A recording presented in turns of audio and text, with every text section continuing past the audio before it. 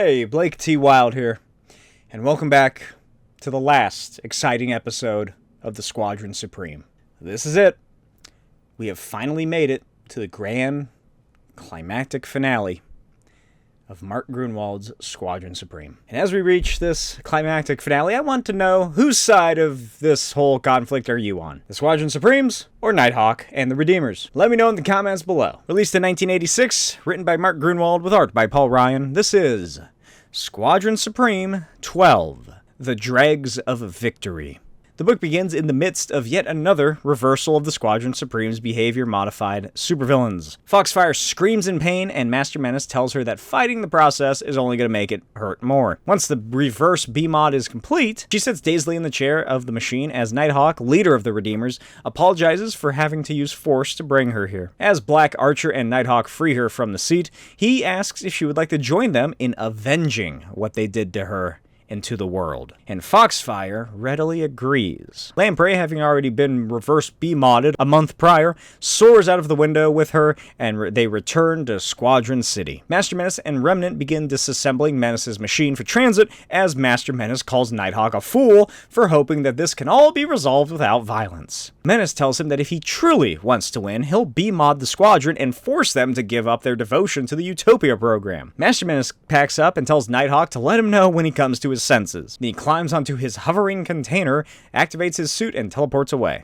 Meanwhile, Foxfire and Lamprey fly over a city and come across a gunfight between police and some people in a large home. Foxfire tells Lamprey that they need to go down there and help, and Lamprey calls her crazy, because they don't have to do that shit anymore. And at Squadron City suburbs, Spectrum joins Whizzer and his family for breakfast as Whizzer's wife tries to talk Spectrum into revealing more information about his relationship with Miss Foxfire. And she tries to suggest maybe Spectrum might settle down with her. Spectrum laughs this off and tells Whizzer that they should probably get going. Across town, The Shape, confused since his B-mod reversal, finds Ape X in her catatonic state at the medical center. He enters her room and tells her that Shape is sad because he doesn't know who his friends are after Thermite and Redstone betrayed him, because now they and their friends are telling Shape to hate the Squadron. But Shape doesn't want to. He doesn't want to hurt the Squadron because they're also his friends. He asks Apey, who has been Shape's friend for years and is smart and always knows what to do, what Shape should do. And unbeknownst to the Shape, Moonglow is watching, and she casts her illusions on his already weak mind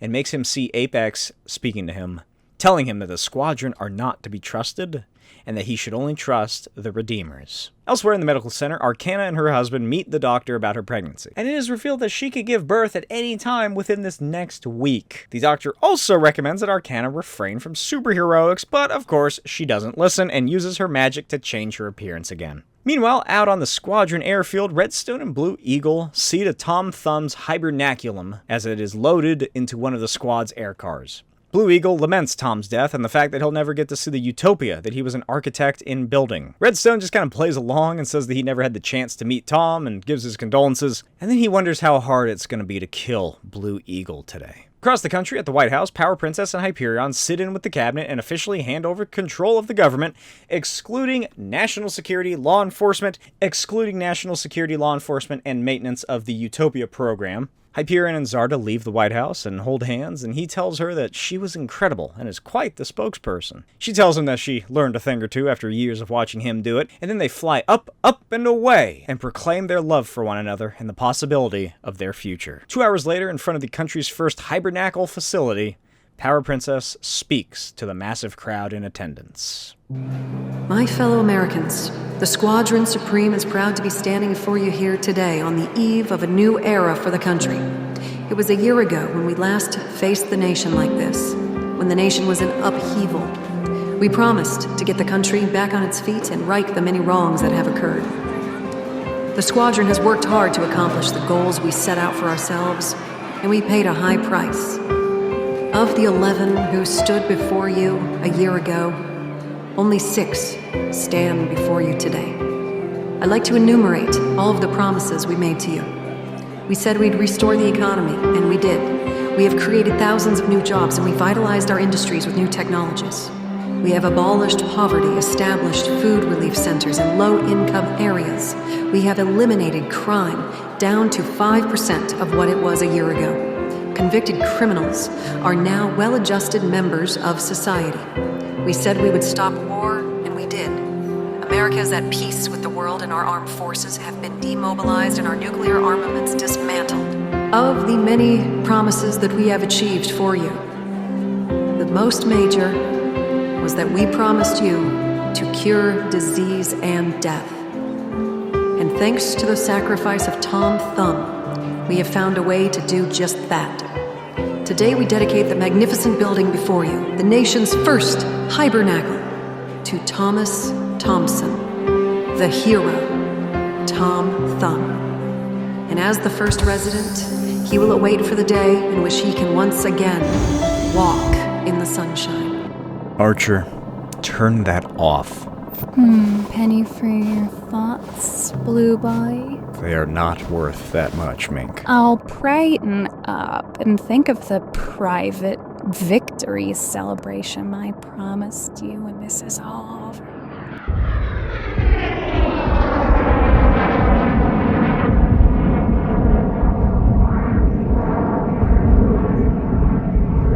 Hey, everybody slow down. There's a copter on the field. What the...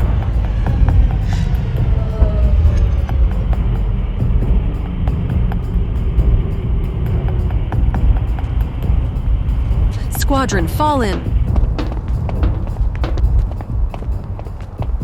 Kyle? What are you doing here? How did you find this place? We stand here as America's Redeemers, Hyperion. We're here to relieve you of all of the authority you usurped.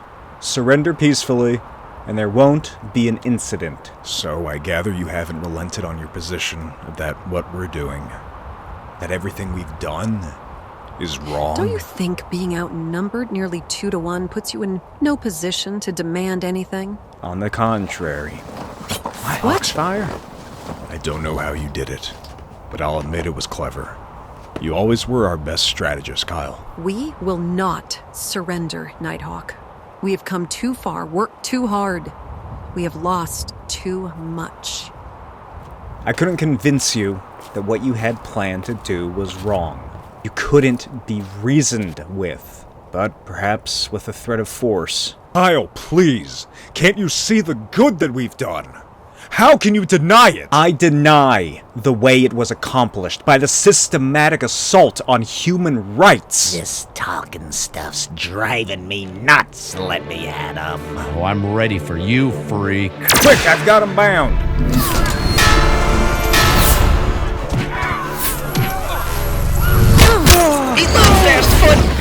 Kyle, please, we've got to stop this. Call him off for God's sake. I can't stop this, Hyperion. People are going to die. You started it. Only you can stop it by surrendering. Kyle, please. Can't you see the good that we've done?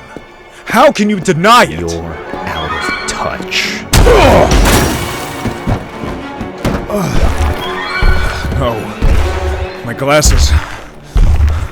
Don't think I'm letting you sit this one out. Come back here again. I'm a huge fan. Hey, Wire! Let me get a drop on Whizzer! Here he comes! Whoa, whoa, whoa!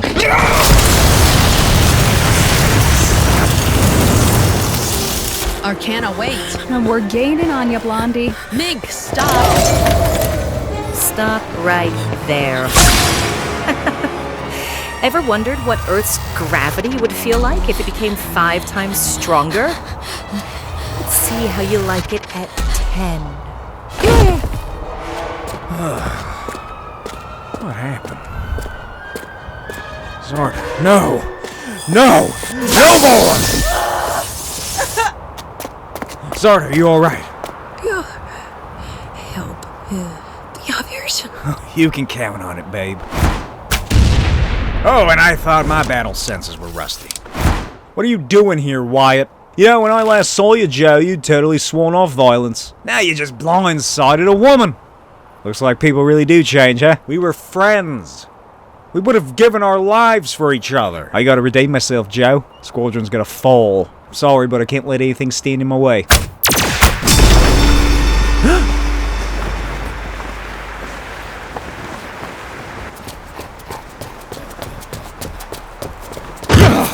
Oh my God, Joe! What happened? That wasn't supposed to happen! That wasn't...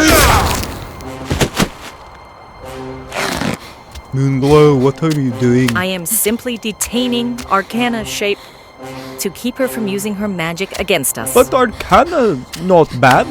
She got little boys and girls who be Shape's friends.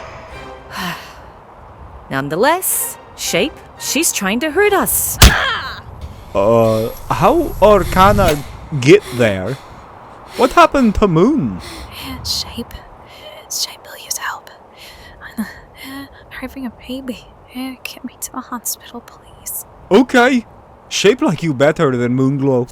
Why Moon look different? What good's a god when he's blind, huh? Hype man, your strength is overrated. Admit it. You're done.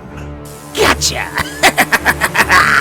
Woo! Hyperion's power is mine. I got a full charge, baby. Joe, what happened? Please don't be dead. Please. I'm not dead yet.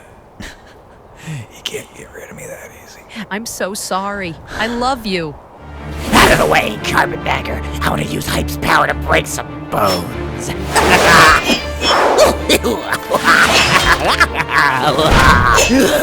Oh, happy landings.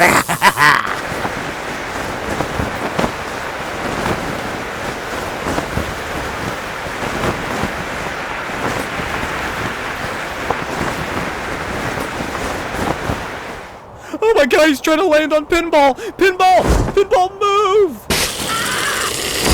No! What did he do to you? Oh my God, he's not breathing! Lamprey, go get some help, please! I That think his back's chickens, I broken. He's got not heads to breathing! cave in. So what do you want me to do with it, Nighthawk? Just put him down, Redstone, and go get the others and bring them back here. You know, I've always dreamed of going one-on-one with Hyperion. And today, I did it. I beat him.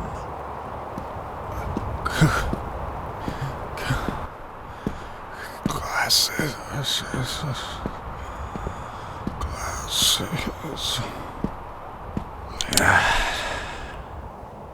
Here you are, old friend. I want you to know that we're not going to use the behavior modification on you. But I know that you would have done it to us. After we figure out how to keep you from society, we'll be phasing out all of your innovations. We'll offer the reversal of the modifications. I will see to it that everything you did is undone. And we will restore this country and the world to the way it was before superhumans began throwing their weight around. Joey, I swear I didn't want them to do that to me. Olivia, you have to do something. You have to. I'm gonna prove it to you. Let's leave morality out of this just for a moment. You want to know what's the biggest argument against the Squadron and what you tried to do? It's that you created a utopia that needs you to constantly maintain it. All of the things you gave the world, all of those things only work for the good of society as long as good-intentioned people oversee them. But what happens when you're gone? Can future generations be trusted to use what you created for noble causes? I don't think so. Your utopia system is a failure because it requires beings as powerful and as good as you to prevent its abuse. But today's utopia is tomorrow's totalitarian state. It's better to dismantle your perfect system and let the governments of an imperfect species run a system that they're already capable of handling. Nighthawk! Foxfire, what's wrong? No! I'm sorry. What did you do? Joey. Joey. A heart for a hut, you pig. No, Olivia, no!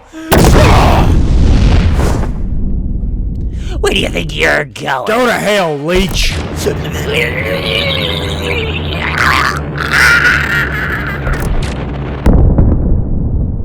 The waste. So, all of this was a senseless waste. The Squadron Supreme hereby surrenders.